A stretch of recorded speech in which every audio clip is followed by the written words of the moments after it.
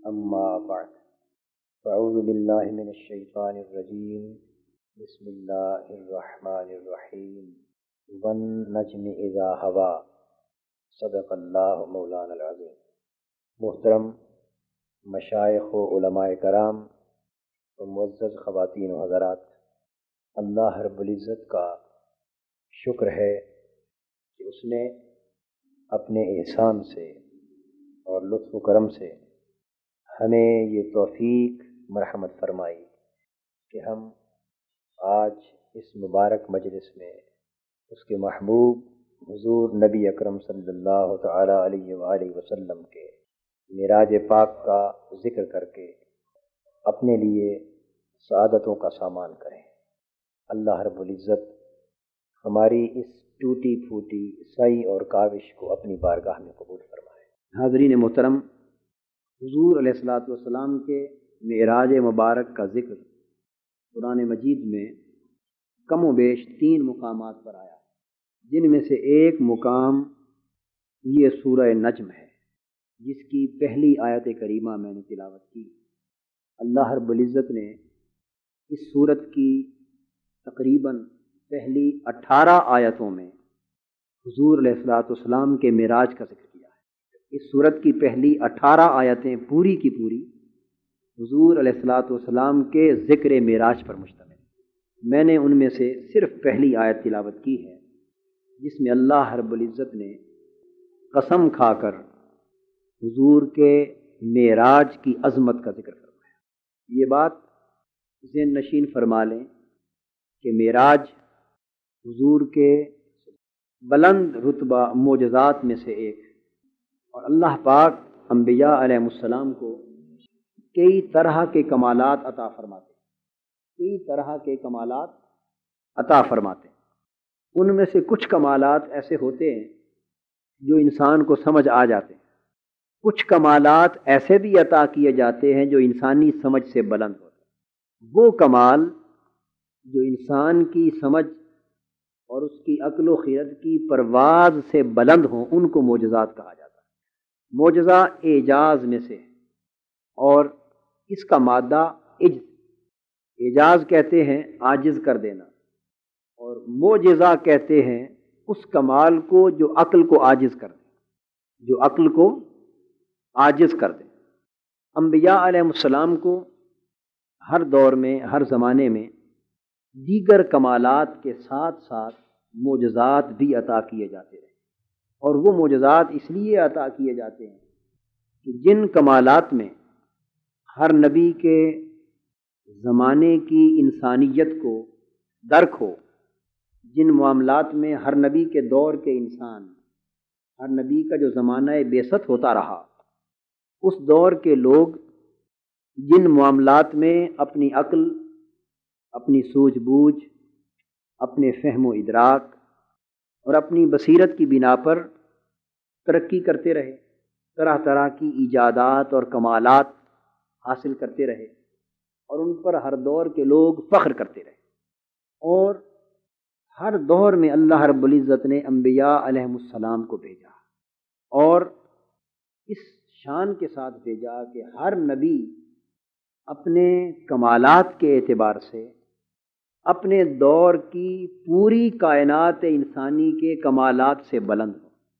اگر جس دور میں ایک نبی مبعوث ہوا، اس دور کے لوگ اور اس دور کے انسان وہ اپنے عقلی کمالات اور اپنی ایجادات اور اپنی اختراعات میں وہ نبی کے کمالات کا مقابلہ کر سکیں اور نبی کے کمالات نبوت کی سطح تک پہنچ سکیں، تو نبی اپنی شان میں اس دور کی کائنات انسانی پر فائق تصور نہیں ہو سکتا۔ نبی کی فوقیت و فضیلت اپنے دور کی پوری انسانی کائنات پر اسی صورت میں ممکن ہوتی ہے، ایک عام انسان کے لیے، انسانی عقل کے لیے، ماننے والوں اور نہ ماننے والوں سب کے لیے اسی صورت میں ممکن ہوتی ہے کہ جب اس کے کمالات نبوت اتنے اونچے ہوں کہ اس دور کی انسانی کائنات کا کوئی کمال اس کی اونچائی کو چھو نہ سکے،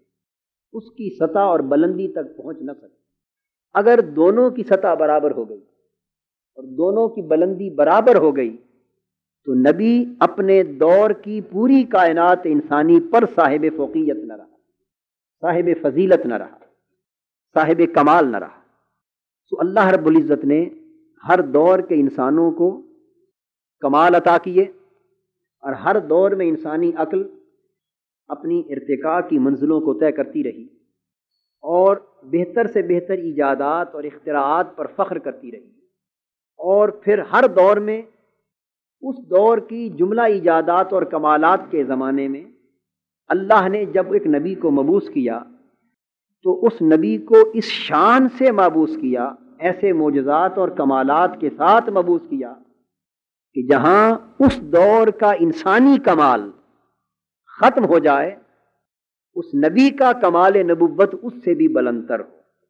اور اگر وہ ایسا کمال ہو، اگر وہ ایسا کمال ہو کہ جسے انسان اپنی عقل کے مطابق سمجھ سکے، اس کی حقیقت کو پورے طور پر پا سکے اور اس منزل تک جا سکے، تو صاف ظاہر ہے پھر انسانی عقل اس کمال کے سامنے عاجز نہیں آتی۔ جب عاجز نہیں آتی تو مدعی رہتی ہے، مدعی رہتی ہے کہ اگر آج میں اس سطح تک نہیں پہنچی تو کل کو پہنچ جاؤں گی، کل نہیں پہنچی تو پرسوں پہنچ جاؤں گی۔ تو جب عقل یہ گمان کرنے لگے کہ جس مقام تک یہ نبی پہنچا ہے اپنے کمال میں، اس مقام تک میں بھی پہنچ سکتا ہوں، اگر انسان یہ سوچنے لگے اور اس کو ممکن سمجھنے لگے تو پھر وہ انسان اس نبی کے کمال کے سامنے عاجز آ کر جھک نہیں سکتا، وہ اس کی عظمت اور اس کے کمال کا کلیتاً معترف نہیں ہو سکتا۔ تو ضروری تھا کہ ہر دور کے نبی کو کچھ اس طرح کے کمالات عطا کیے جائیں کہ جو ان بلندیوں تک پہنچیں کہ اس دور کی انسانی کائنات کی کمالات میں سے کوئی کمال بھی نہ اس کمال نبوت تک پہنچ سکے اور نہ انسانی عقل و خرد اپنی جملہ ارتقائی منزلوں کو طے کر کے بھی اس کی حقیقت کو اور اس کے اسباب کو پا سکے۔ یہ بات ذہن نشین فرما لیں کہ انسان جو کچھ دنیا میں کرتا ہے وہ اسباب و علل اور اسباب و مسببات کے نظام میں کرتا ہے، علت اور معلول کے نظام کے تحت کرتا ہے، جس کو انگریزی میں کاز اینڈ ایفیکٹ کہتے ہیں۔ اس دنیا میں اگر میں اس وقت گفتگو کر رہا ہوں اور آخر تک یہ آواز پہنچ رہی ہے تو اس آپ آخری شخص تک آواز کے پہنچنے کا سبب یہ لاؤڈ سپیکر ہے، یہ کاز ہے، اور اس کا ایفیکٹ یہ ہے کہ آخر تک آواز آ رہی ہے۔ آپ اس لاؤڈ سپیکر کو ہٹا دیا جائے اور بغیر سبب کے میں بات کروں اور وہ اسی حد تک پہنچے جس حد تک یہ لاؤڈ سپیکر آواز پہنچا رہا تھا، تو پھر کسی حد تک عقل عاجز آئے گی سمجھنے میں۔ تو یہ اس سبب کا نتیجہ تھا، وہ وہی نتیجہ بغیر سبب کے اپنا لیا۔ اگر آپ چولہے پر پانی دھر دیں، نیچے آگ جلائیں اور آگ کے ساتھ وہ پانی گرم ہو جائے، الیکٹرک راڈ رکھیں پانی گرم ہو جائے، دھوپ میں رکھیں پانی گرم ہو جائے، یعنی اسباب میں سے کسی سبب کو اپنا کر آپ پانی کو گرم کر دیں تو یہ اس سبب کا نتیجہ ہے۔ جو تپش آپ نے کسی بھی سبب کی صورت میں فراہم کی، یہ اس تپش کی علت کا معلول کہ پانی گرم ہو گیا۔ لیکن اگر آپ نہ اسے آگ پر رکھیں، نہ بجلی کا راڈ اس میں داخل کریں، نہ دھوپ پر رکھیں، نہ کسی قسم کے سبب کو اپنائیں، محض ٹھنڈا پانی ہو رکھیں اور وہ گرم ہو جائے، وہی نتیجہ جب آپ نے بغیر سبب کے حاصل کر لیا تو انسانی عقل کسی حد تک عاجز آتی۔ وہ کہتی ہے کہ جو کام سبب کے بغیر ممکن نہ تھا، اس نے سبب کے ساتھ اسے ممکن کر دکھایا۔ لیکن حاضرین محترم، یہ معجزہ نہیں بنتا، یہ معجزہ نہیں بنتا۔ اس لیے نہیں بنتا معجزہ کہ جو بات جس حد تک میں ایک سبب کی صورت میں کام کو پہنچا سکتا تھا، دوسرے نے اس سبب کو ہٹا کر اس حد تک کام کو پہنچا دیا۔ لیکن معجزہ نبی کا بلند رتبہ معجزہ اس وقت ہوتا ہے جب سارے کے سارے اسباب کو ہٹا دیا جائے، وہ مادی اسباب سارے کے سارے ختم کر دیے جائیں اور پھر نتیجہ اس حد سے بھی آگے پیدا ہو جس حد تک اسباب نتیجہ پیدا کرتے تھے، تو بغیر اسباب کے، اسباب کی حدود سے بھی اوپر کا نتیجہ پیدا کر دیا جائے، تو یہ عمل جب نبی کے ہاتھ سے صادر ہوتا ہے نبوت کی صحت کی دلیل کے طور پر، تو اسے معجزہ کہتے ہیں۔ سو ہر نبی کے زمانے میں انسان نے اپنے طور پر مختلف کمالات حاصل کیے۔ کوئی دور تھا جادوگری کا، انسانی کمال جادو میں تصور کیا جاتا تھا، اور جادو اس حد تک پہنچا، اور پھر معجزے کا اظہار ہمیشہ ضرورت کے مطابق اس حد تک کیا جاتا ہے، ضرورت کے مطابق کیا جاتا ہے، جتنی ضرورت ہوتی ہے اتنا کمال ظاہر کیا جاتا ہے۔ ایک دور انسانی کمال کا تھا کہ جادو میں کمال تصور ہوتا، یہ فرعین مصر کا زمانہ ہے، حضرت موسیٰ علیہ السلام کا دور۔ اس دور کے جادوگر اپنے کمال کا مظاہرہ کرتے ہیں، کڑیوں کو زمین پر پھینکتے ہیں، وہ سانپ بن جاتے ہیں۔ جب انہوں نے اپنا انسانی سطح کا کمال دکھا دیا تو اللہ نے فرمایا کہ موسیٰ تو اپنا عصا پھینک اور اس کو ایسا اژدہا بنا کہ ان کے سانپوں کو نگل جائے۔ تو جب یہ اژدہا ان کے جادو کے سارے اثرات کو ختم کر دیا اور اٹھایا تو پھر عصا کا عصا رہ گیا، وہ سیرت اولیٰ لوٹ آئی۔ اس معجزے نے ان کو عاجز کر دیا اور وہ زمین پر گر پڑے اور اللہ پر ایمان لیا۔ ایک دور ہے جس دور میں طب اور حکمت اپنے عروج کو پہنچی، اور بڑے بڑے مریض جن کی صحت یابی اور شفا یابی سے عام انسان مایوس ہو جاتا ہے، وہ طبی کمالات کے نتیجے میں صحت یاب ہونے لگے، تو انسانی عقل اس شکل میں اپنے کمال کو پہنچی، اس شکل میں اپنے کمال کو پہنچی۔ اللہ پاک نے سیدنا عیسیٰ علیہ السلام کو وہ معجزہ عطا کیا کہ انسانی کمال تو بیمار کی صحت یابی تک جا کر ختم ہو جاتا ہے، اور وہ بھی دوا کی صورت میں، لیکن ہمارا عیسیٰ معجزہ کے کمال کی صورت میں دوا کے بغیر صرف پھونک مارتا ہے تو وہ موت کو زندگی سے بدل دیتا۔ اب موت کو زندگی سے بدلنا یہ انسانی کمال سے اونچا تھا، اور یہ بھی سبب کے بغیر تھا، یہ بھی سبب کے بغیر تھا۔ یعنی میں عرض کر رہا تھا کہ ایک سطح ہے۔ حضرت یعقوب علیہ السلام کی جب آنکھوں کی بینائی چلی جاتی تو یعقوب علیہ السلام کو ایمان لانا مقصود نہیں ہے، وہ خود پیغمبر ہے، صرف بھائیوں کو متوجہ کرنا مقصود ہے۔ تو آنکھوں کی بینائی چلی جاتی ہے تو لوگ دوا دے کر بینائی کی کم قوت کو بڑھانے کی کوشش کرتے ہیں، لیکن وہ دور ختم شدہ بینائی کو بحال کرنے کا دور نہیں ہے۔ تو یوسف علیہ السلام اپنا قمیص دیتے ہیں اسباب کے نظام سے ہٹ کر، فرماتے اذهبوا بقمیصی ھذا فالقوہ علی وجہ ابی یأت بصیرا۔ تم دواؤں سے کم بینائی کو بڑھانے کی فکر کرتے ہو، میرا قمیض لے جاؤ، گئی ہوئی بینائی اس کی برکت سے لوٹ آئے گی۔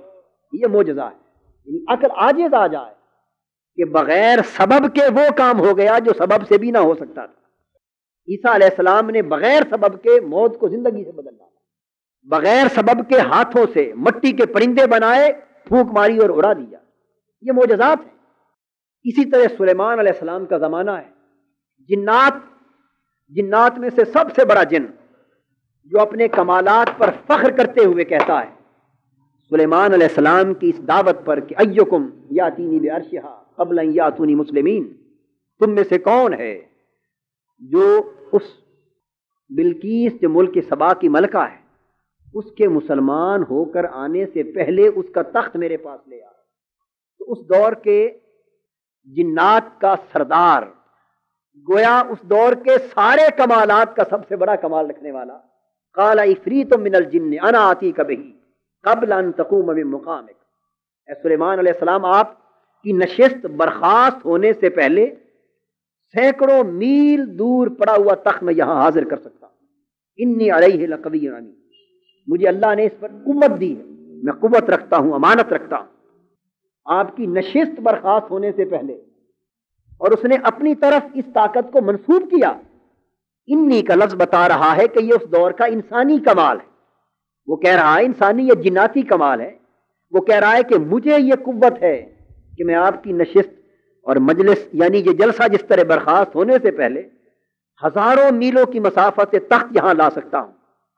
سلیمان علیہ السلام نے فرمایا کہ نبی اسی لیے تو آتا ہے کہ جہاں انسان اور جنات کی نفسی استعدادیں اور ان کے نتیجے میں پیدا ہونے والے کمالات ختم ہو جائیں تو اللہ کا نبی اپنے معجزانہ کمال کے ساتھ ان کمالات سے بھی اوپر کا کمال دکھاتا ہے۔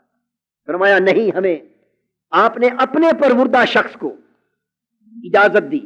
قال الذی عنده علم من الکتاب، جو حضرت سلیمان علیہ السلام کی لائی ہوئی کتاب میں سے کچھ علم رکھتا تھا۔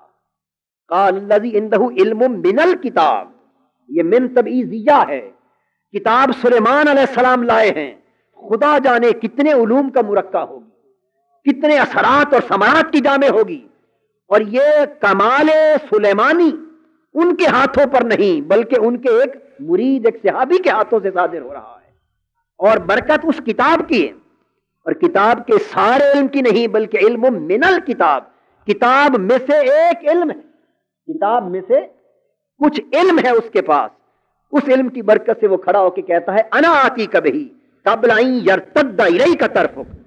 یہ تو جلسہ برخاست کرنے کی بات کرتا تھا، میں آپ کی کتاب کے فیض سے، یہ جواب دیا جا رہا ہے۔ قرآن نے جو لفظ دہرایا قال الذی، پہلے فرمایا قال عفریت من الجن، جنات کا سردار اٹھا اور اس کو کہا کہ انی علیہ لقوی امین، کہ مجھے طاقت ہے اس پر۔ اس کے دعوے کے جواب میں قرآن کہتا ہے کہ جب کمال سلیمانی کے اظہار کا وقت آیا تو قال الذی عنده علم من الکتاب، اب یہ نہیں فرمایا کہ کون تھا، کس طبقے کا تھا، کس فرد کا تھا، تاکہ یہ کمال اس کی طرف منسوب نہ ہو۔ ٹکر دی جا رہی ہے کہ وہ اس کا ذاتی کمال تھا، دعویٰ کرتا تھا کہ میرا کمال ہے، یہ کمال نبوت کا پرتو ہے۔ علم من الکتاب، اس کتاب کے علم کا فیض یافتہ شخص اٹھا، کون تھا؟ کون کے بیان کرنے کی اس لیے ضرورت نہیں کہ اس کا ذاتی تو کمال ہی نہ تھا، یہ کمال سلیمانی کا پرتو تھا، اس کی کتاب کے علم کا اثر تھا، وہ کھڑا ہوا، عرض کرتا ہے انا آتی کبھی قبل ان یرتد الیک طرفک۔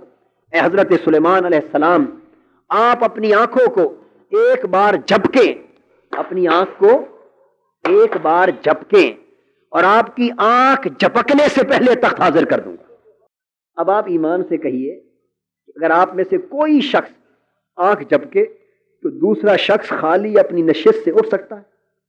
اٹھنا ہی ممکن نہیں۔ اپنے ہاتھ کو آپ جھپکنے کے وقت کے اندر اوپر تک نہیں اٹھایا جا سکتا، ایک معمولی سی حرکت ممکن نہیں، ایک حرکت میں تغیر ممکن نہیں۔ اور وہ کہتے ہیں کہ قبل ان یرتد الیک طرفک، آنکھ جھپکنے سے بھی پہلے، آنکھ جھپکنے کی دیر نہیں بلکہ اس سے بھی پہلے لا سکتا ہوں۔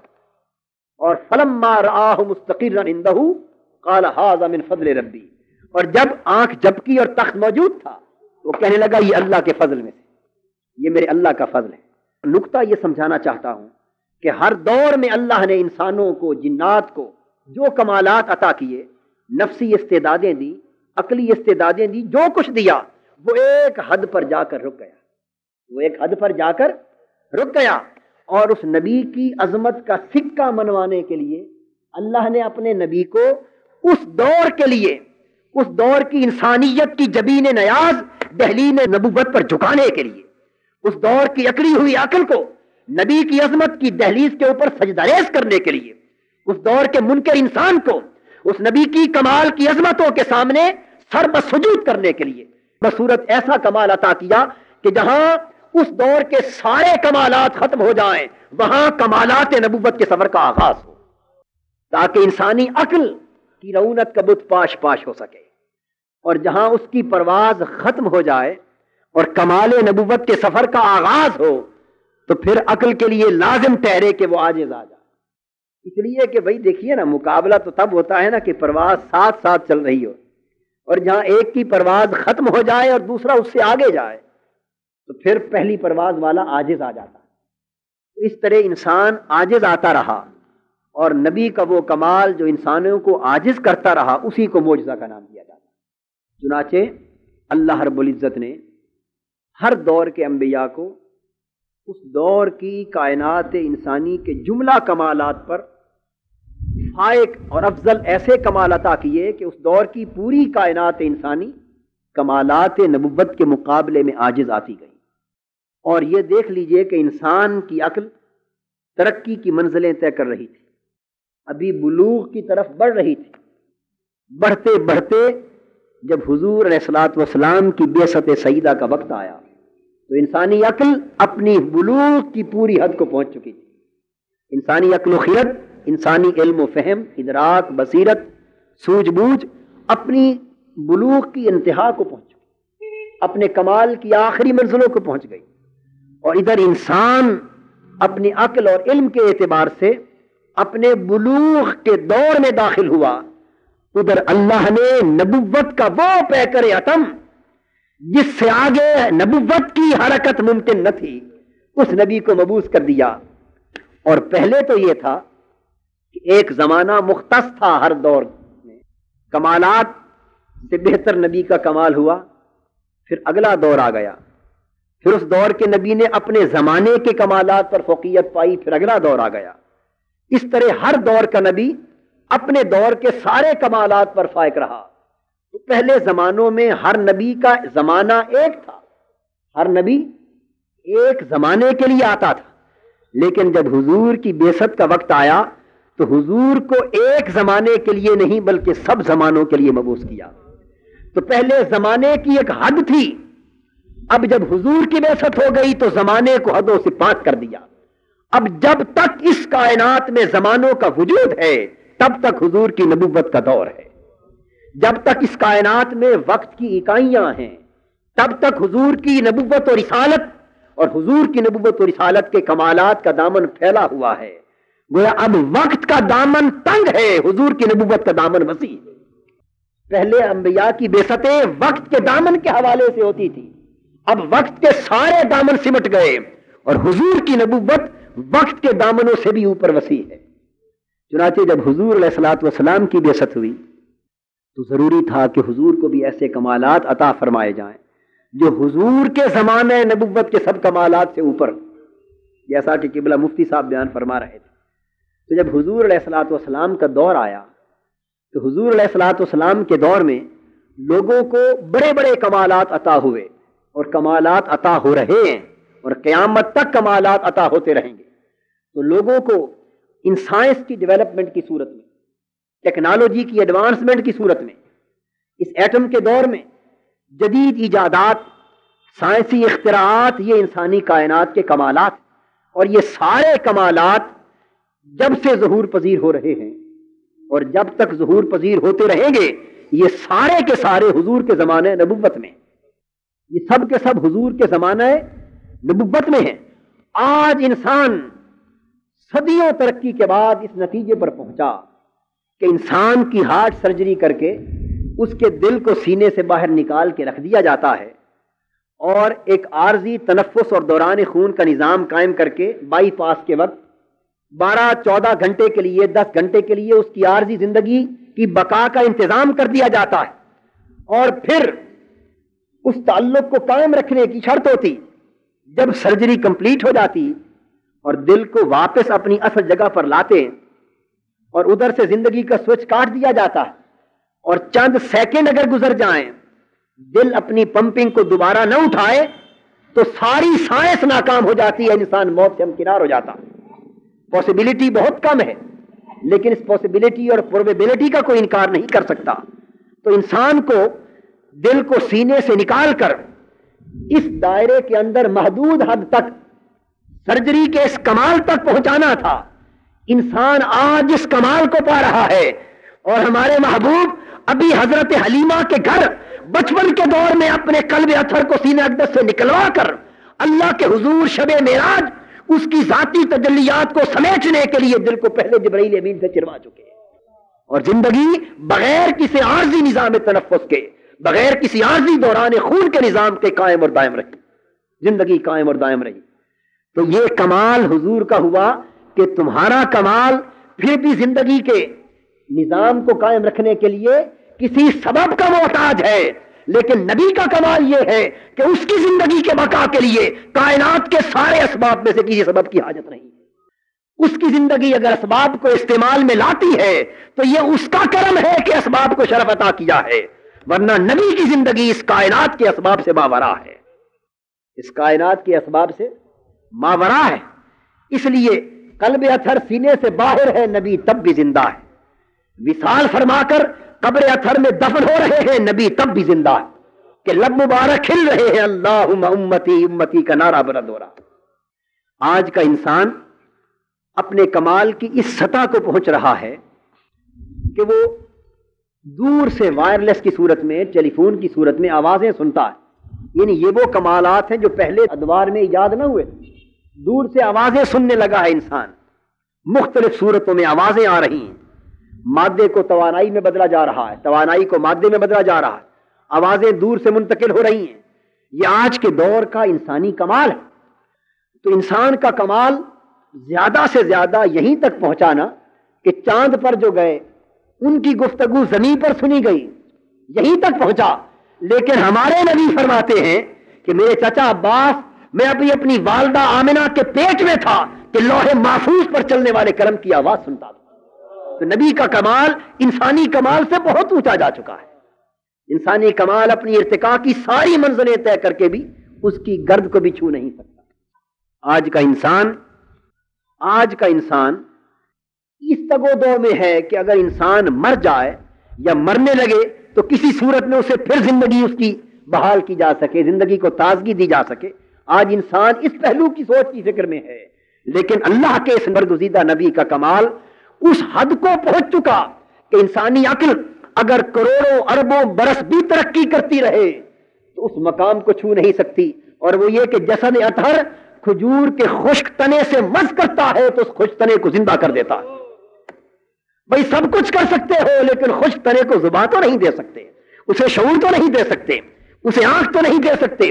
تم انسان کی موت کے وقت اس کی زندگی کو چند لمحوں کے لیے پلٹانے کی فکر میں ہو، لیکن اس نبی نے بغیر کچھ کہے، بغیر حکم دیے، بغیر توجہ کیے، بغیر کچھ کھلائے پلائے، صرف اپنے جسد اطہر کے مس سے، اور وہ بھی ارادی مس نہ تھا زندگی دینے کے لیے، بس محض ٹیک لگا کر جمعہ کا خطبہ دیتے تھے، غیر ارادی مس سے خشک درخت کے تنے کو زندہ کر دیا۔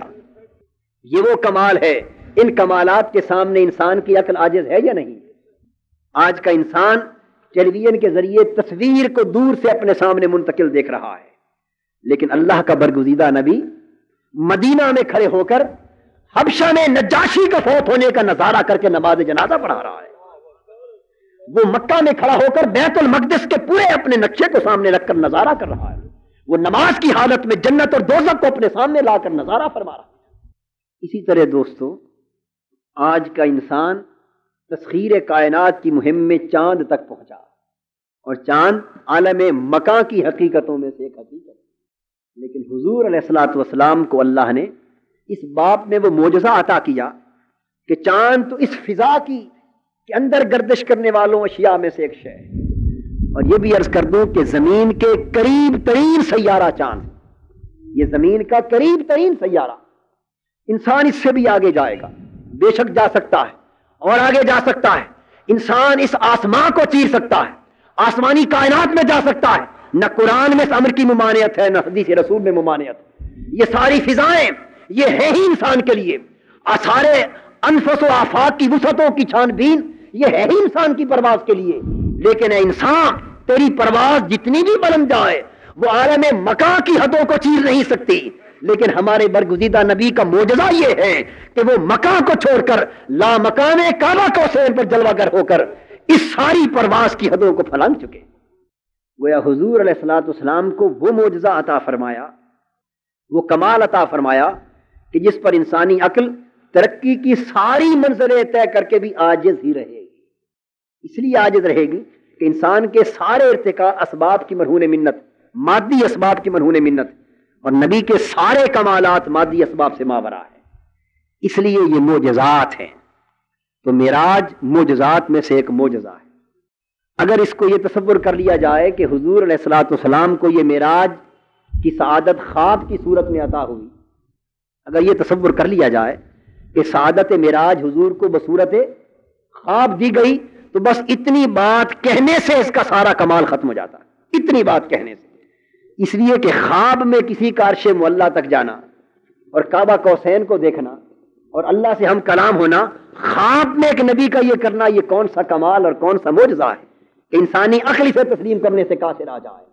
اور اس میں کون سا امر ہے کہ ابو جہل کو ضرورت پڑے کہ وہ انکار کر دے کہ اے نبی میں نہیں مانتا کہ تو چشمے زدن میں معراج پر پہنچا اور واپس لوٹ آیا؟ اور اسے کیا ضرورت ہے خواب کا واقعہ سن کر کے جبرائیل کہ وہ صدیق اکبر کا دروازہ کھٹکھٹائے کہ ابو بکر تیرے نبی نے دعویٰ کیا ہے کہ میں رات کو حرم پاک سے اٹھ کر آسمانوں تک پہنچا اور سدرۃ المنتہا تک گیا اور واپس لوٹ آیا؟ اگر یہ ماجرا سارا خواب نہیں ہو تو ابو جہل کو بھی ماننے میں کوئی حرج نہیں اور ابو لہب کو بھی تسلیم کرنے میں کوئی امر مانے نہیں کہ خواب ہی تو ہے، کوئی حقیقت تو نہیں۔ لیکن آقائے دو جہاں کا یہ معجزہ اسی لیے معجزہ ہے کہ یہ خواب کی بات نہ تھی، بیداری کی بات تھی، یہ محض روح کی بات نہ تھی بلکہ جسم و روح کی بات تھی، یہ محض مکاں کی سیر نہ تھی بلکہ عالم لامکاں کی سیر تھی، کیونکہ اس کا ہر گوشہ عقل کو عاجز کرنے والا تھا، اس کا ہر پہلو عقل کو عاجز کرنے والا تھا، اس لیے معجزات میں اس کو بلند معجزہ قرار دیا گیا۔ تو میں عرض کر رہا تھا کہ یہ چونکہ اس دور کا بہت بڑا کمال ہے، سائنس والے لوگ، سائنس اس دور کا کمال ہے، اگر سائنس سے پوچھا جائے کہ آپ اس دور کو کیا کہتے ہیں تو سائنس جواب دے گی کہ یہ پیریڈ یا یہ ایج ٹائم اور سپیس کی ایج، یہ ایج سپیس اور ٹائم کی ایج، یعنی اس میں وقت، زمان اور مکان کی اکائیوں کی بات ہو رہی۔ یہ سارا دور ہی سائنس کی ترقی کا زمان اور مکان دو حقیقتوں پر چل رہا ہے۔ یہ زمان اور مکان کے سب تغیرات، یہ سائنس اپنی انتہائی ترقی کو پہنچ کر ٹائم اور سپیس کو پہنچی۔ یہ زمان اور مکان کے چکر میں اب اسی کی تھیوریز ہیں، اسی پر بحث ہے، اسی کے سارے کرشمے ہیں اور اسی کی کرشمہ سازیاں ہیں۔ رسول پاک صلی اللہ تعالی علیہ وآلہ وسلم کو معجزات تو بہت عطا فرمائے گئے، لیکن ایک یہی معجزہ معراج وہ عطا فرمایا جس نے زمان کی ساری اکائیوں کو بھی عبور کر لیا، مکان کی اکائیوں کو بھی عبور کر لیا۔ یہ معراج یہ سپیس کے پورے کرشمے کی بھی انتہا ہے، یہ ٹائم کے پورے کرشمے کی بھی انتہا ہے۔ یا آئنسٹائن، یہ آج کی تھیوری آف ریلیٹیوٹی، یہ آج کی سارے زمان اور مکان کے تصورات، یہ فلسفے جس کو اقبال بیان کرے یا کوئی اور فلسفی یا کسی وقت کا سائنسدان بیان کرے، یہ ساری پروازیں نیچے رہ جائیں گی اور نبی کی معراج کا فلسفہ زمان و مکان بلند سے بلند تر ہوگا۔ حضور علیہ الصلوۃ والسلام کو جو معراج عطا ہوا، اس میں زمان اور مکان کے دونوں فلسفوں کو یکجا کر دیا گیا اور دونوں کرشمے یکجا ہو گئے۔ اس کے اظہار میں فرمایا ون نجم اذا ہوا، ون نجم اذا ہوا۔ اب حاضرین محترم، اس آیت کریمہ کی تفسیریں بے شمار تفسیریں، اب نہ وقت اجازت دیتا ہے کہ میں یکے بعد دیگرے ان کو بیان کروں، نہ اس امر کی ضرورت ہے، اور نہ میری کچھ صحت اس وقت اجازت دیتی ہے، کچھ علالت تباہ کے پیش نظر کہ میں ان تفصیلات میں جاؤں۔ درجن سے زائد تفسیریں ون نجم کی اور اذا ہوا کی کم سے کم ہیں۔ پھر اللہ پاک جس کو جتنی وسعت عطا کرتے ہیں ان کے لیے تو پھر حد ہی کوئی نہیں۔ ہم تو چونکہ بہت ناقص، کم فہم اور کوتاہ سمجھ رکھنے والے لوگ ہیں، تو ٹوٹی پھوٹی سمجھ سے درجن سے زائد تفسیریں اس کی سمجھ آتی ہیں ون نجم اذا ہوا کی۔ لیکن میں صرف ایک دو چیزوں کا اشارہ، ایک دو تفسیروں کا اشارہ کرنا چاہتا ہوں۔ اللہ پاک نے قسم کھائی، اس کا عام ترجمہ یہ کیا جاتا ہے کہ قسم ہے ستارے کی جب وہ اترے۔ ستارے سے مراد سیدنا امام جعفر صادق رضی اللہ تعالیٰ عنہ نے حضور کی ذات لی صلی اللہ علیہ وسلم۔ النجم هو محمد صلی اللہ تعالیٰ علیہ وآلہ وسلم، کہ یہاں جس ستارے کی قسم کھائی جا رہی ہے اس ستارے سے مراد حضور کی ذات۔ ویسے نجم سے حضور کی، اس نجم کے لفظ میں حضور کی بہت سی شانیں بیان کی گئیں۔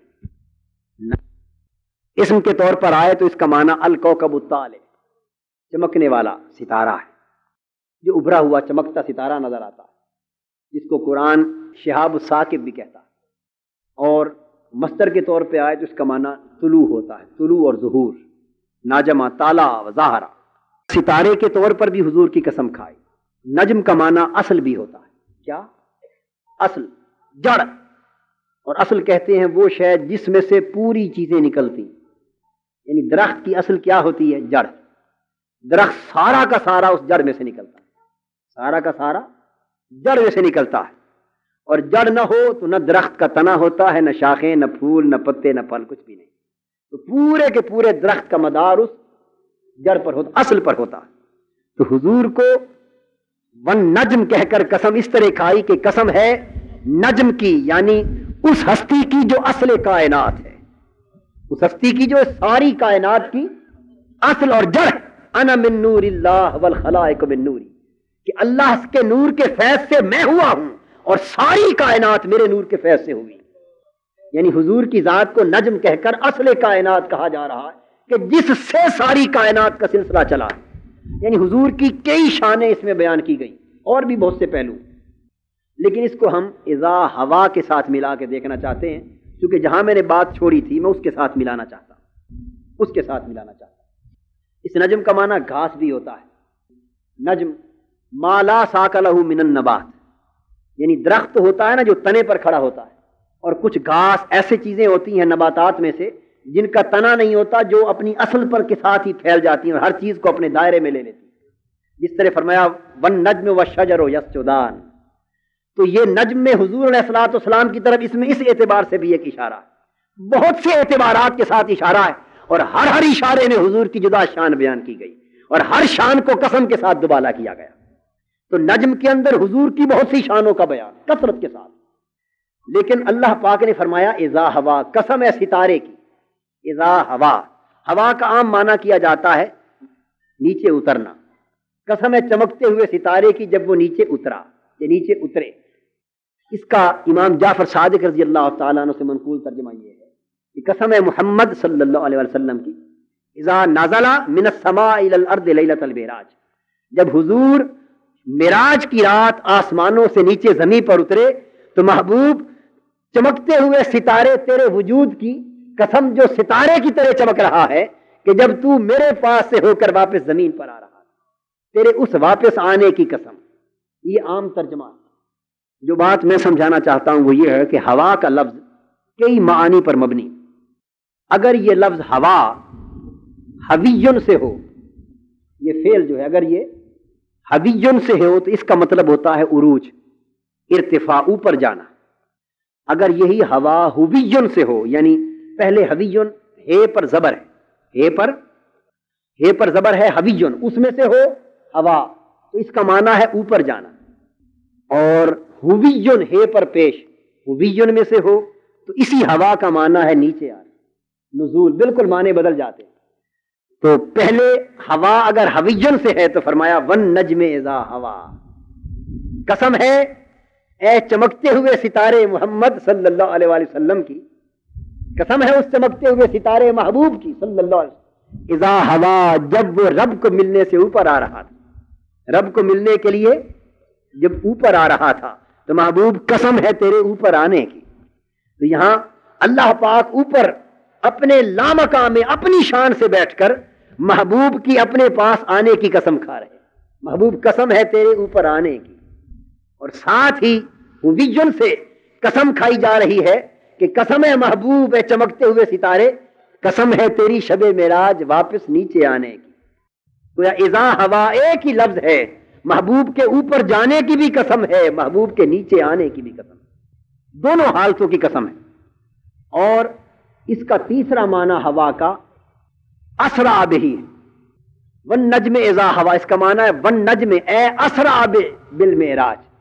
اس کا معنی ہوتا ہے سرعت، بہت تیزی. ہوا کا معنی بہت تیزی کا، کہ محبوب قسم ہے معراج کی رات تیرے اوپر آنے کی، قسم ہے زمین کی پستیوں سے چل کر کعبہ کوسین کی بلندیوں پر ہو کر مجھ سے مل کر واپس آنے کی.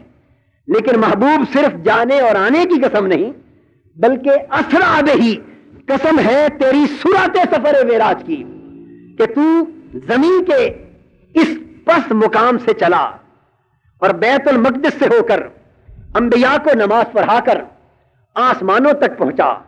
آسمانوں کے ہر طبق پر تو نے انبیاء سے ملاقات کی، فرشتوں سے ملاقات کی، اور عالم ملکوت کی سیر کرتا ہوا تو سدرۃ المنتہا پر پہنچا. وہاں سے کرسی پر آیا، وہاں سے عرش معلیٰ پر آیا. عرش معلیٰ کے بعد تو عالم لامکان میں آیا جبرائیل کو پیچھے چھوڑ کر. عالم لامکان کے حجابات کو تو نے عبور کیا اور آتا آتا تو مقام کعبہ کوسین تک آیا. میرا دیدار کیا، مجھ سے ہم کلام ہوا، اور اتنی مدت تو میری بارگاہ میں رہا جب تک میں نے چاہا، اور میں تجھ سے ہم کلام ہوتا رہا، تو مجھ سے ہم کلام ہوتا رہا. میں تیرا سمیع و بصیر رہا، تو میرا سمیع و بصیر رہا. پھر جب میں نے چاہا تجھے واپس بھیجا، پھر تو آسمانوں سے ہوتا ہوا موسیٰ علیہ السلام سے ملتا ہوا، اور ان کی درخواست پر پھر 9 بار میری بارگاہ میں آتا جاتا ہوا، پھر آسمانوں سے گزر کر واپس آیا۔ اور جب تو واپس پہنچا تو قسم ہے محبوب، آنے جانے کا اتنا طویل سفر، اتنی طویل مدت تو نے اتنی جلدی بسر کی کہ جب واپس آیا تو یوں لگا جیسے تیرا جسم گم ہی نہیں ہوا۔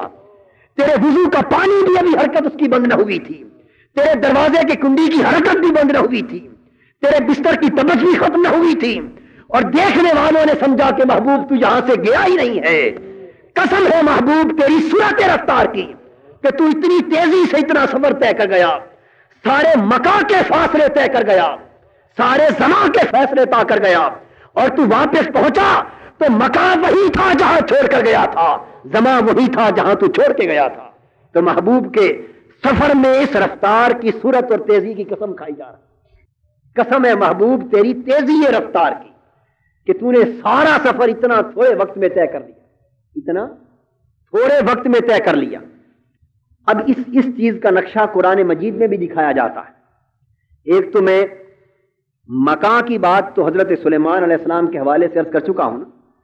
اگر ذہنوں میں یہ خیال آئے کہ یہ بات محض معاذ اللہ، جو کہ بعض احباب ایسے ہوتے ہیں جن کا احادیث نبوی پر زیادہ اعتماد نہیں ہوتا، وہ گمان کرتے ہیں کہ بس قرآن سے جو بات ثابت ہو وہی درست، باقی ہم نہیں مانتے، یہ بات ذہن نشین فرما لیں کہ یہ تصور غلط، لغو ہے، باطل ہے، اور حدیث نبوی اور سنت نبوی کے بغیر محض قرآن کی بات کرنا یہ جچتی نہیں، قرآن سے تعلق ہی نہیں بنتا حدیث کے بغیر، اور اسلام کبھی نہ ایمان مکمل ہوتا ہے نہ اسلام۔ لیکن میں ہر سوچنے والے کی سوچ کے اطمینان کے لیے عرض کر رہا ہوں، اگر خیال آئے کہ یہ زمان اور مکان کی بات کیسے، تو اس کی تائید قرآن سے ہم کرتے چلیں کہ مکان کی بات تو پہلے ہو چکی کہ سینکڑوں میلوں کی مسافت پر پڑا ہوا تخت آنکھ جھپکنے کی دیر میں پیش کر دیا گیا، اور محض دعویٰ نہیں بلکہ پیش کر دیا گیا، اور آنکھوں کے سامنے دیکھ کر کہا کہ یہ میرے اللہ کا فضل ہے۔ یہ تو ہے مکان کی بات، اتنا فاصلہ چشم زدن میں طے ہو گیا، یہ مکان کی بات۔ اور زمان کی بات سن لیجئے، اصحاب کہف 309 سال تک غار میں لیٹے رہے۔ کتنے عرصے تک؟ 309 سال تک لیٹے رہے، اور جب اٹھے تو وہ پوچھتے ہیں ایک دوسرے سے کہ ہم نے کتنا وقت یہاں گزارا ہے؟ قالوا کم لبستم؟ قالوا لبسنا یوما او بعد یوم، ہم نے کتنا وقت یہاں گزارا ہے؟ وہ سارے بول کہنے لگے کہ ایک دن یا دن کا کچھ تھوڑا سا حصہ گزارا ہے۔ صدیاں گزر گئیں، حکومتیں بدل گئیں، نسلیں بدل گئیں، احوال بدل گئے، سکے بدل گئے، کرنسیز، ملک، زمانہ، سارے حالات بدل گئے، صدیاں بیت گئیں، لیکن 309 برس صوت سرمدی کے اثر میں چشم زدن میں یوں گزرے کہ سارے کے سارے دیکھ کر کہہ رہے ہیں کہ ہم نے ایک دن یا دن کا بھی تھوڑا حصہ گزارا ہے۔ تو قرآن مجید نے مکان کی اکائیوں کو بھی سمیٹ دیا ہے، اور یہاں صدیوں زمان کی اکائیوں کو بھی سمیٹ دیا ہے۔ مکان اور زمان کی اکائیوں کا سمیٹنا یہ اللہ کے دست قدرت میں ہے۔ وہاں تو ایسے سمٹی کہ یوں لگا جیسے ایک دن یا دن کا کچھ حصہ ہے، لیکن جب حضور علیہ الصلوۃ والسلام کی بات آئی وہاں تو فاصلے کی بھی حد تھی اور زمانے کا بھی ایک تعین تھا، لیکن یہاں تو نہ فاصلوں کی حد ہے نہ زمانوں کا تعین ہے، کیونکہ حدیث میں آتا ہے کہ آسمانوں کے بعد جو فاصلے آتے ہیں وہ 500 برس کی مسافت کا ایک فاصلہ ہے، اور خدا جانے فاصلوں کی کیا حدیں، یہاں نہ زمان کی کوئی حد ہے نہ مکان کی کوئی حد ہے۔ اور پھر براق جو حضور کو لے کے جا رہا ہے، اس براق کی صورت رفتار یہ ہے کہ جہاں اس کی حد نگاہ ہے وہاں اس کا قدم پڑتا ہے، جہاں براق کی نگاہ جاتی وہاں اس کا ایک قدم پڑتا ہے۔ اور پھر یہ براق، اس براق کی سفر کا یہ عالم ہے، ذرا سوچئے، جہاں اس کی حد نگاہ کی ختم ہوتی ہے وہاں اس کا ایک قدم جاتا ہے، یہ براق ہے، اور اس کی مسافت طے کرنے کی رفتار کا یہ عالم ہے۔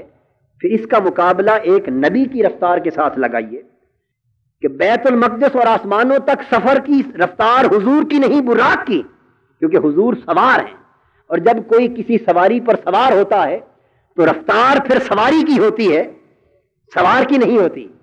سوار ممکن ہے اس سے بھی تیز چل لیتا، لیکن اب گھوڑے پر جو بیٹھ گیا، اب گھوڑا جس رفتار سے چلے گا سوار بھی اسی رفتار سے جائے گا. جب تک محبوب براق پر سوار تھے، رفتار کا تخمینہ براق کے حوالے سے تھا. اس کی رفتار کا یہ عالم ہے کہ موسیٰ علیہ السلام کی قبر کے پاس سے گزر رہا ہے، اور موسیٰ علیہ السلام اپنی قبر میں کھڑے حضور کا استقبال کر کے صلات کر رہے ہیں، صلات پڑھ رہے ہیں، اپنی قبر میں کھڑے صلات پڑھ رہے ہیں، نماز پڑھ رہے ہیں یا حضور پر درود پڑھ رہے ہیں اپنی قبر میں کھڑے. یہ قصہ نہیں، حدیث میں ہے کہ حضور دیکھ کر جا رہے ہیں. حدیث میں ہے کہ حضور دیکھ کر جا رہے ہیں، آنکھوں سے دیکھ کر جا رہے ہیں، نماز پڑھتے دیکھ کر جا رہے ہیں. صحیح بخاری میں ہے. اور براق کی مسافت، جب موسیٰ علیہ السلام صلات میں مصروف اور حضور گزر گئے، جب بیت المقدس پہنچتے ہیں تو وہاں موسیٰ استقبال کر رہے ہیں، حضرت موسیٰ استقبال کر رہے ہیں اور صفوں میں کھڑے حضور کی اقتداء کے لیے تیار ہیں. تو اس سے کیا پتا چلا کہ وہ براق جس کی اس کائنات کی رفتار کی صورت کی حد کوئی نہیں، وہ براق جس سے زیادہ رفتار کی صورت کا تصور نہیں کیا جا سکتا، اللہ کے ایک برگزیدہ نبی کی رفتار اس سے کہیں زیادہ ہے، اس سے کہیں زیادہ ہے. اور اس لیے بھی کہ جب یہ براق آسمانوں پر لے کر جاتا ہے تو جن انبیاء کو حضور بیت المقدس میں نماز پڑھا کر آئے ہیں، وہ انبیاء ہر آسمان پر کھڑے حضور کا استقبال کر رہے ہیں. یہ سب حدیث سے ثابت. تو بات طے ہو گئی کہ براق کی رفتار ایک طرف، اللہ کے برگزیدہ انبیاء کی صورت رفتار ایک طرف، لیکن ان کی صورت رفتار کی قسم نہیں کھائی. فرمایا محبوب جہاں براق کی رفتار ختم ہوتی ہے وہاں آدم، نوح اور موسیٰ و عیسیٰ کی رفتار کی صورت شروع ہوتی ہے، اور جہاں ان کی تیزی رفتار ختم ہوتی ہے وہاں تیری تیزی رفتار شروع ہوتی ہے.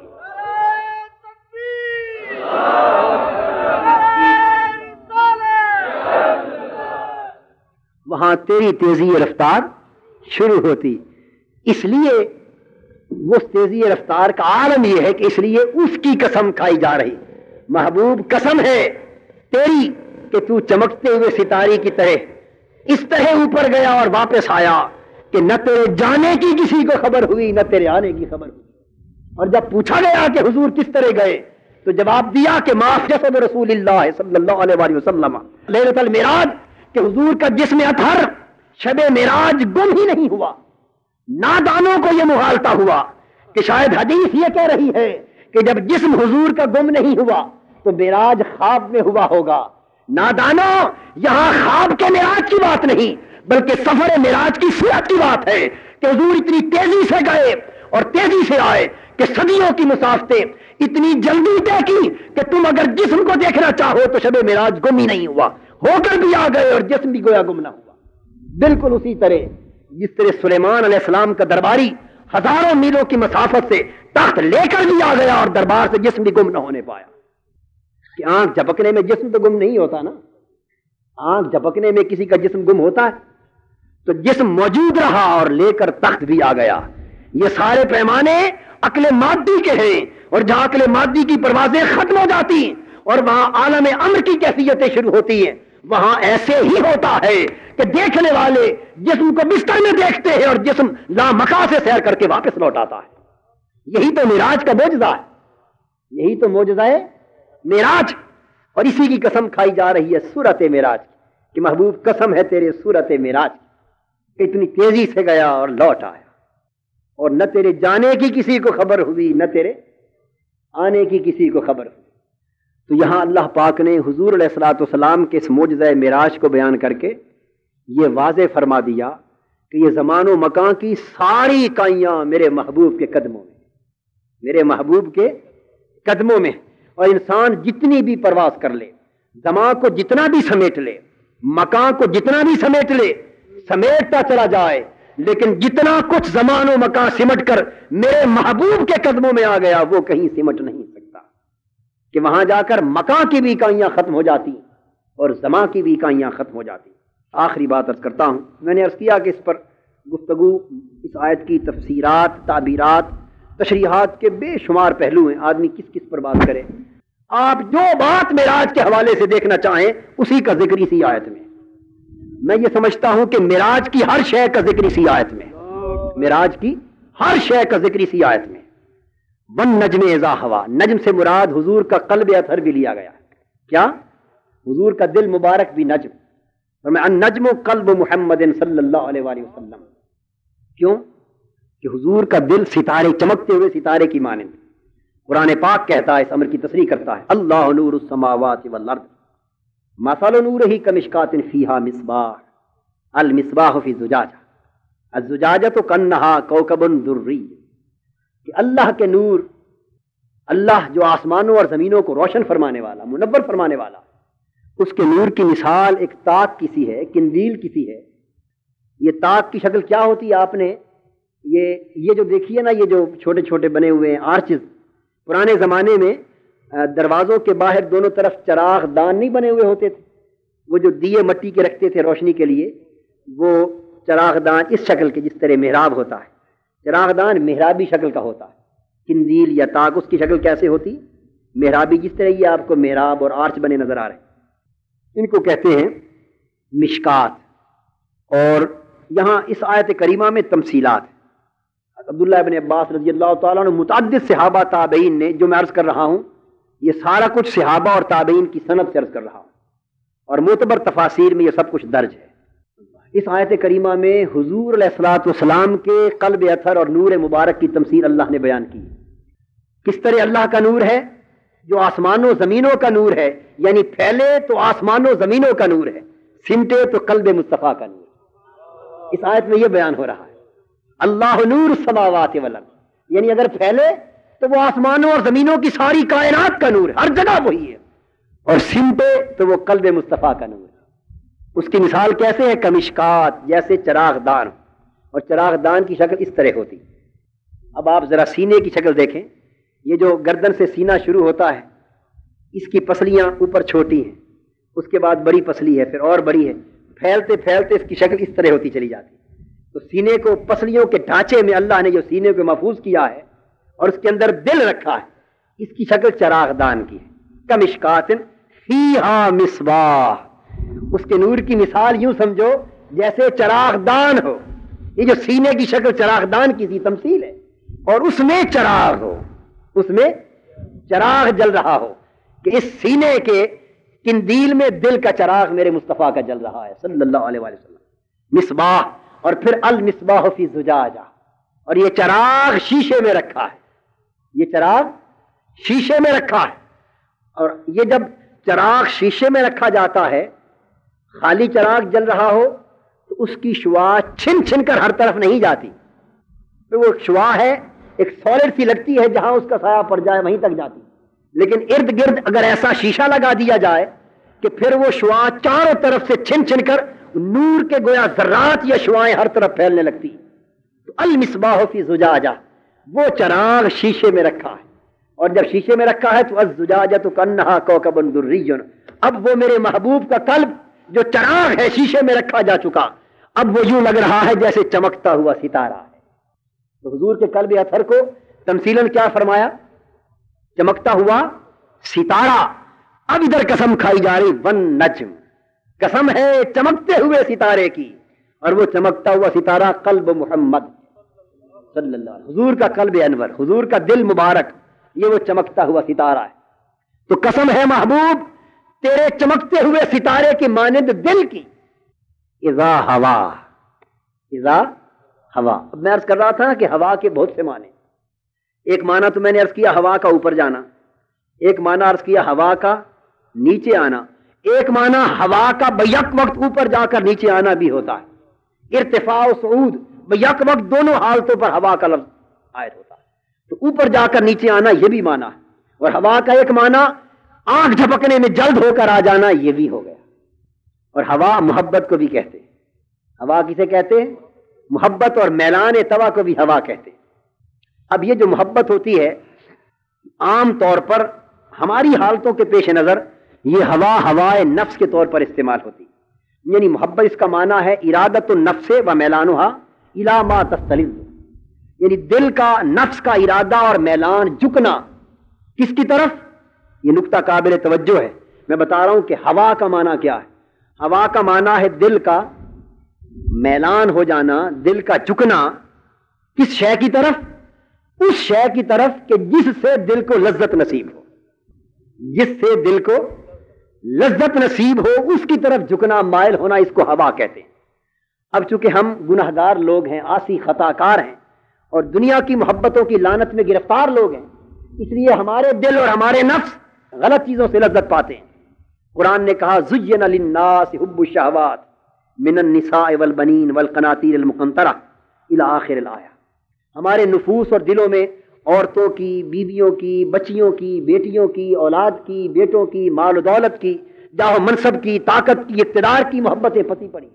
ان محبتوں کی لعنتوں کی ہم پجاری ہیں اور ان کے بتوں کو ہم نے دل کے نہاں خانہ میں سجا رکھا، تو ہمارے نفس ادھر جھکتے، ہمارے نفس اور ہمارے دل ادھر جھکتے، اس لیے جھکتے۔ اور دیکھیے قرآن مجید نے میں ہوا کا معنی یہ میلان اور محبت کا آیا ہے، فرمایا فلا تتبعوا الهوى ان تعدلوا، خواہش نفس کی پیروی نہ کرو کہ کہیں عدل سے بھٹک جاؤ گے۔ وما ينطق عن الهوى، وہ اپنی خواہش نفس یعنی دل جس چیز کو چاہتا ہے اس کی پیروی نہیں کرتا۔ تو قرآن مجید نے جگہ جگہ ہوا کو میلان، رغبت اور محبت کے معنی میں استعمال کیا، میلان نفس، رغبت نفس۔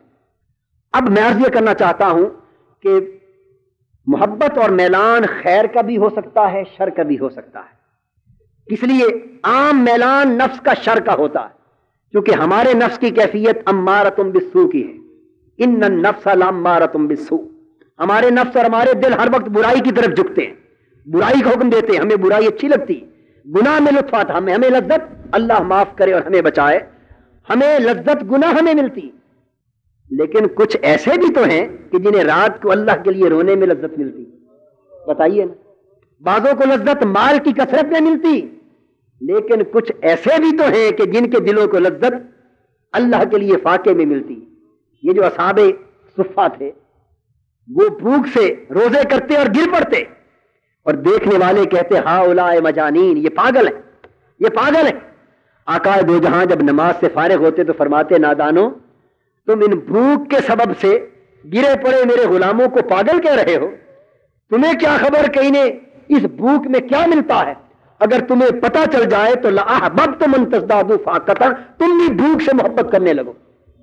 تو بعضوں کو کھانے میں لذت ملتی ہے، لیکن بعضوں کو بھوک میں بھی تو لذت ملتی ہے، بعضوں کو سونے میں لذت ملتی، لیکن بعضوں کو اس رب کے لیے جاگنے میں بھی تو لذت ملتی، بعضوں کو مال و دولت اور شہوت نفسانی میں لذت ملتی، لیکن بعضوں کو اس کی مناجات میں، اس کی عبادت میں، اس کی اطاعت میں، اس کی محبت میں بھی تو لذت ملتی۔ تو گویا یہ بات طے پا گئی کہ ہوا دو ہیں، ہوائے خیر بھی ہے، ہوائے شر بھی ہے۔ جب بالعموم ہوا کا لفظ استعمال ہوگا عام کیفیات کے حوالے سے تو ہوائے نفس سے مراد شر کی ہوا، شر کی محبت ہوگی۔ لیکن نفس جب امارہ کی کیفیت سے اٹھ جاتا ہے اور نفس سے ملہمہ ہو جاتا ہے، وہ اچھائی اور برائی میں امتیاز کرنے لگتا ہے، پھر وہ نفس لوامہ ہو جاتا ہے، وہ برائی کو برا بھلا کہتا ہے، پھر نفس مطمئنہ ہو جاتا ہے، نیکی پر مطمئن ہو جاتا ہے۔ جب وہ نفس مطمئن ہو جاتا ہے تو پھر اس کی لذتوں کے مرکز دنیا کی محبتیں نہیں رہتی، بلکہ نفس مطمئنہ کی محبت اور لذت کی مرکز رب کی ذات ہو جاتی، رب کی محبت ہو جاتی۔ پھر ندا آتی ہے یا ایتھا النفس المطمئنہ ارجعی الی ربک راضیۃ مرضیہ فادخلی فی عبادی وادخلی جنتی۔ اے نفس مطمئنہ، ایک نفس وہ تھا جس کو لذت گناہ میں ملتی تھی، اب ایک نفس وہ ہے جسے رب بلا رہا ہے کہ اے نفس مطمئنہ، اب تیری لذتیں، تیری راحتیں اور تیرے سکون اور تیرے مزے اب نہ مال کی کثرت میں رہ گئے، اب نہ دنیا کی جاہ و منصب کی طلب میں رہ گئے، نہ عورت میں رہ گئے، نہ زن میں، زمین میں، نہ زر میں۔ تیری لذتوں کے تعلق ان چیزوں سے کٹ گئے، اب تیری لذتیں میرے ساتھ متعلق ہو گئیں، تیری راحتیں میری محبت میں جمع ہو گئیں۔ ارجعی الی ربک، اب تو چھوڑ ان دنیا کی لذتوں کو، لوٹا اپنے رب کی طرف، لوٹا۔ یہ کس کو کہا جا رہا ہے؟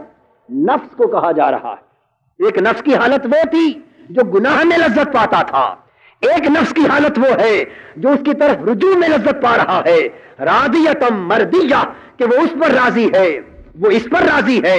تو دوستو نفس ہی کی دو سطحیں ہیں، ایک سطح پر اس کی ہوا شر کی ہوا ہے، ایک سطح پر اس کی ہوا رب کی محبت کی ہوا ہے، خیر کی ہوا ہے۔ تو دوستو جب عام نفس مطمئنہ، عام مومنوں کا نفس مطمئنہ، عام مومنوں کا نفس راضیہ، عام مومنوں کا نفس مردیہ، عام مومنوں کا نفس کاملہ جب اس کی ہوا اٹھتی ہے تو وہ رب کی ذات کے قرب میں لذت محسوس کرتا ہے، تو کیا عالم ہوگا نفس محمدی کا؟ فرمایا والنجم اذا ہوا، قسم ہے اے قلب محمد تیری طہارت کی، تیری پاکیزگی کی، اذا ہوا جب تیرے اندر محبت کی لہر اٹھی اور تیرے اندر عشق کا شعلہ بھڑکا تو تو زمین سے اٹھ کر کعبہ قوسین تک آیا، تیری محبت تجھے میرے ہاں لے آئی اور میرے وصال کا شوق تجھے تیرے قریب لے آیا، تیری محبت تجھے ثم دنا کے مقام پر پہنچا رہی تھی اور میرا وصال کا شوق فتح اللہ کے مقام پر لا رہا تھا۔ فرمایا والنجم اذا ہوا، اس کا معنی ہوا والنجم اذا ہوا اے اذا حبہ واشتہاہ، قسم ہے محبوب تیرے کلمے اطہر کی جب اس کے اندر میری محبت کا شعلہ بھڑک اٹھا اور جب اس کے اندر میری محبت شدت کو پہنچ گئی اور اتنی شدت کو پہنچی کہ اب ہم نے دیکھا کہ اس کی محبت اس مقام کو پہنچ گئی کہ اب اس مقام پر پہنچ کے بعد پردوں کو اٹھانا ضروری ہو جاتا ہے، قرب اور وصال کے فاصلے ختم کیا جانا ضروری ہو جاتا ہے۔ جب اذا ہوا کی کیفیت پر تیرا دل پہنچا، ہم نے کہا جبرائیل جا اب میرے محبوب کو براق پر سوار کر کے میرے پاس لے آ، اس کی محبت کمال کو پہنچ گئی، اب میرا وصال پردے ہٹا کر اسے اپنے دامن میں لینا چاہتا ہے۔ بس محبوب تجھے ہم نے اوپر بلا لیا، تجھے ہم نے اوپر بلا لیا، ادھر سے محبت جا رہی ہے، ہوائے خیر کے سواری پر سوار ہو کر محبت جا رہی ہے قلب محمد کی، ادھر وصال الہی بے نقاب ہونے کو تیار ہے۔ جب مکان کی وسعتیں ختم ہو گئیں اور لامکان میں داخل ہوئے، حضور آگے بڑھے تو حکم ہوا قف یا محمد ان ربک یصلی صلی اللہ علیہ وسلم، اے میرے محمد صلی اللہ علیہ وسلم ذرا ٹھہر جا، اب تیرا رب تجھ پر صلوات پڑھ رہا ہے، ٹھہر جا تیرا رب تجھ پر صلوات پڑھنا چاہتا ہے۔ یہ اشارہ اس امر کی طرف تھا محبوب تو جو مکہ سے چل کر یہاں تک میرے لیے آیا ہے، اب ٹھہر جا کچھ میں بھی تیرے استقبال کے لیے بڑھ لوں، تیری محبت جو تجھے یہاں تک لے آئی ہے اب میرا وصال بھی تجھے لینے کے لیے آ رہا ہے، اب ذرا رک جا ان ربک یصلی، تیرا رب تجھ پر صلوات پڑھ رہا ہے۔ اور صلوات کا ایک معنی قرب ہوتا ہے، صلوات کا ایک معنی قرب ہوتا ہے، مفہوم یہ ہوا محبوب اب تو ٹھہر، یہاں تک قرب تو نے چاہا اب قرب تیرا رب چاہے گا، جہاں تک تو آتا رہا اب تیرا رب تیرے قریب آئے گا۔ اور قرآن نے اس امر کی تصدیق کر دی، فرمایا ثم دنا فتدلی فکان قاب قوسین او ادنا، ثم دنا پھر وہ قریب ہوا، وہ یہ محبت کا کمال ہو رہا ہے، اذا ہوا کا مفہوم، پھر وہ قریب ہوا، فتدلی پھر وہ اور قریب ہوا۔ اللہ اکبر، نہ ثم دنا میں فاعل کا ذکر ہے نہ فتدلی میں فاعل کا ذکر ہے، نہ یہ پتہ چل رہا ہے کہ دنا میں قریب کون ہوا، نہ یہ پتہ چل رہا ہے کہ تدلی میں قریب کون ہوا، بس حضور بھی قربت چاہ رہے ہیں، رب بھی قربت چاہ رہا ہے، دونوں قریب سے قریب تر آتے جا رہے ہیں، اور یہ دو جدا جدا قرب، ثم دنا یہ پہلا قرب ہے، فتدلی یہ دوسرا قرب ہے۔ پہلا قرب قرب صفات تھا، دنا کا قرب قرب صفات تھا، تدلی کا قرب پھر قرب ذات تھا۔ ثم دنا پھر صفات الہیہ نے صفات محمدی کو اپنے قریب کر لیا، ادھر صفات محمدی ادھر صفات الہیہ وہ قریب ہو گئی، اور جب صفات محمدی صفات الہیہ کے قرب کے باعث ان صفات کی مظہر ہو گئی، صفات کے فیض کو جذب کر چکی، صفات کی تجلیات کو اپنے اندر سمو چکی، تو صفات کے قرب و مظہریت کے بعد اب چاہا کہ محبوب صفات کا قرب مل چکا، اب بحر ذات میں غرق ہونا چاہتا ہوں، فرمایا فتدلی اب پھر ذاتی قرب ہو گیا، پھر خدا کی ذات اور مصطفیٰ کی ذات قریب ہوئے، یہ ذاتیں قریب ہوئی، پھر قرب صفات کے بعد قرب ذات کا وقت آیا، اور قرب ذات میں صفات کو مظہریت مل گئی، قرب ذات میں ذات مصطفیٰ کو ذات الہیہ کی مظہریت مل گئی۔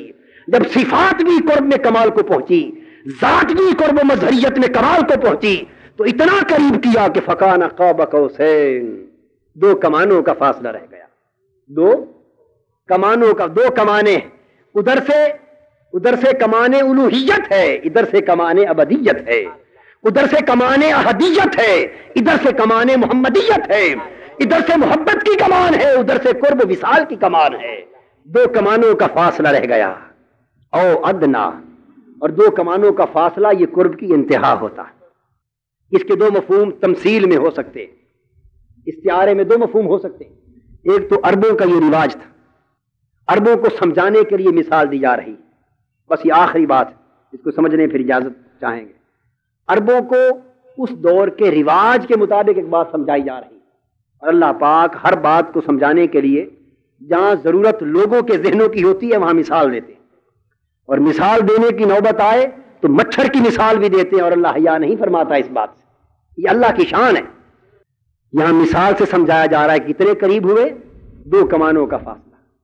عرب قبیلے اگر آپس میں دو لڑے ہوئے ہوتے اور ان کی صلح ہوتی، قریب ہوتے، تو وہ کیا کرتے، دو کمانیں، ایک قبیلے کا سردار بھی اپنی کمان لاتا، دوسرے کا بھی لاتا، دونوں کمانوں کو ملا کر ایک تیر چلا دیتے.